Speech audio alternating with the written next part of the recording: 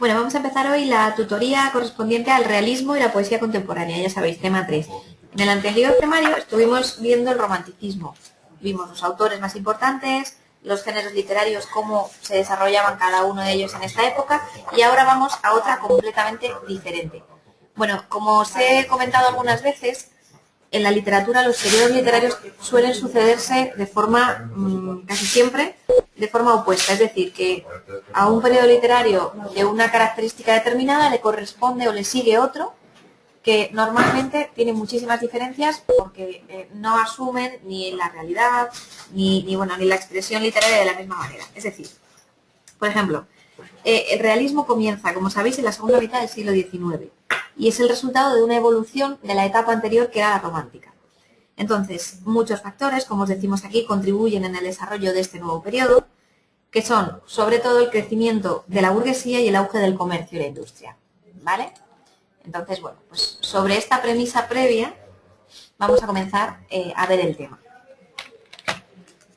Bueno, el realismo viene precedido de diversos factores. Hablábamos de ese crecimiento de la burguesía, también del aumento en la alfabetización, en la creación literaria, el auge del comercio, es decir, que poco a poco se ha ido superando un poquito esa fase romántica en la que todo parecía mucho menos avanzado, tanto el comercio, la industria, la cultura del pueblo, en fin, todo parecía como estar un paso por detrás y ahora en el realismo adquiere una nueva dimensión.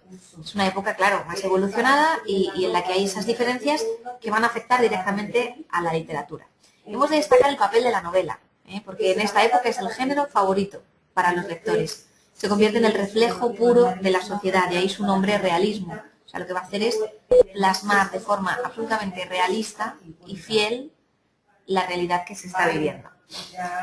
Bueno, las características del realismo, y aquí vengo con lo que os decía de que a una época literaria determinada le corresponde otra totalmente opuesta.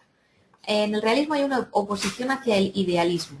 ¿Os acordáis que los autores románticos lo que hacían era transportar al lector a otras épocas? Querían evadirse de esa realidad que no les gustaba nada y se transportaban hacia otros mundos imaginarios, ideales. Bueno, pues ahora en el realismo no. Efectivamente ocurre todo lo contrario que en la época anterior. Se opone totalmente al idealismo, no quiere mundos fantásticos. Lo que se expresa en las novelas es la realidad del día a día.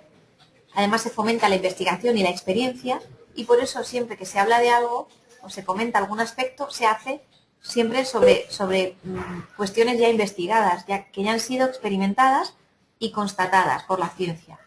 Se desarrollan esas nuevas ciencias, el evolucionismo, el experimentalismo, etcétera. Y sobre todo hay una observación y reproducción detallada de la realidad. Aparece el naturalismo, que es un poquito la evolución del realismo, y que estudia y transcribe el comportamiento del hombre, el comportamiento humano.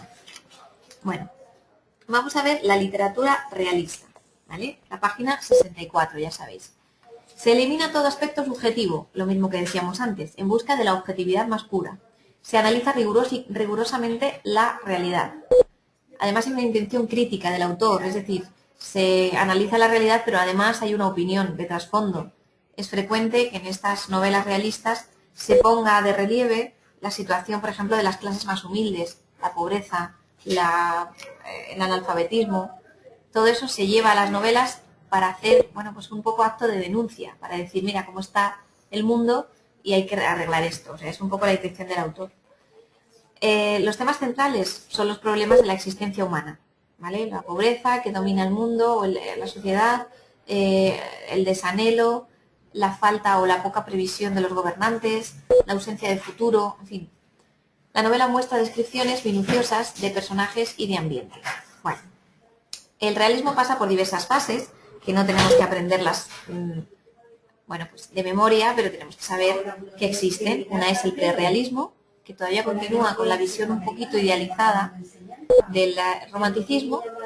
Después la segunda etapa sería la realista, más puramente objetiva, sobre todo con la figura de Galdós. Y luego la evolución del realismo, que sería el naturalismo, que surge ya hacia 1880, finales del siglo XIX, y se recrean los aspectos más sórdidos. O sea, es como si dijéramos una intensificación, una radicalización del realismo que ya de por sí era demasiado fuerte, ¿no? Demasiado testimonios y descripciones demasiado radicales, demasiado detalladas. Entonces aquí tenemos a Leopoldo Lasclarín y Blasco Ibáñez, ¿vale? Como representantes. Bueno, vamos a hablar del género más importante de esta época realista, la novela. Refleja fielmente los acontecimientos sociales, políticos y económicos que se están sucediendo en el momento. Representa además la vida urbana, sobre todo de Madrid, cuando estamos hablando de novela realista española. Predomina la descripción, porque claro, es esa descripción la que nos deja ver cómo es la realidad del momento. Los temas tratados serán los conflictos de la sociedad, personajes cotidianos, etcétera, ¿vale? Además, el narrador es omnisciente, es decir, que todo lo ve y sabe todo lo que va a pasar, ¿vale? El narrador que nos cuenta la novela está viendo todo absolutamente y actúa, pues eso, de manera omnisciente. Los personajes se comportan acorde a la posición social que ocupan. El que es pobre y no tiene trabajo va a comportarse pues, conforme a todos los tópicos de su condición. ¿Vale? Por ejemplo, si es pobre y no tiene trabajo, va a robar, va a intentar sacar dinero como sea. El que es rico pues va a ser normalmente cruel, va a tener dinero y por eso va a desmerecer y a despreciar al resto. En fin, son personajes muy tipos, muy cerrados, muy planos, ¿no? Porque digamos que ya sabemos lo que van a hacer. Sus principales representantes son Galdós, ya sabéis, y Clarín, los más importantes, con los que os tenéis que quedar, ¿vale? Entonces, simplemente, como normalmente os digo, hay que aprenderse un poquito de cada uno. Yo os hago aquí en pantalla una reseña de cada uno, pues con eso sería suficiente. Benito Pérez Galdós, espíritu crítico, defensor del progreso, patriota e inconformista con la sociedad. Destaca la capacidad recreadora de ambientes, personajes, de estilo espontáneo y sin excesos, es decir, es un autor que cuenta la realidad tal como a él le parece, tal como él la ve, pero siempre con un punto crítico hacia la realidad que está describiendo. Es uno de los autores más grandes de nuestras letras, así que bueno, por lo menos alguna, Fortunata y Jacinta o Doña Perfecta, que son las más amenas, sí que os recomiendo que leáis, ¿vale? Clarín, Leopoldo Alas, ya sabéis, es otro tipo de autor, innovador, progresista, admirador de Galdós, pero mucho más imaginativo y mucho más original. Además hay una cierta moralidad en sus obras. No es tanto reflejar la realidad como tal, sino que además de eso aplica, aparte de esa crítica que decíamos antes, pues aplica un poquito de moralidad particular. La Regenta es la obra estrella de este autor y también de nuestro tema. Como veis hay un pequeño estudio que os hemos realizado aquí y bueno, es muy interesante. La verdad es que sería, aunque es un libro muy largo, yo lo sé, es muy interesante, de verdad, y os va a gustar seguro. Entonces os recomiendo que lo leáis, aunque sea poquito a poco, porque os va a gustar.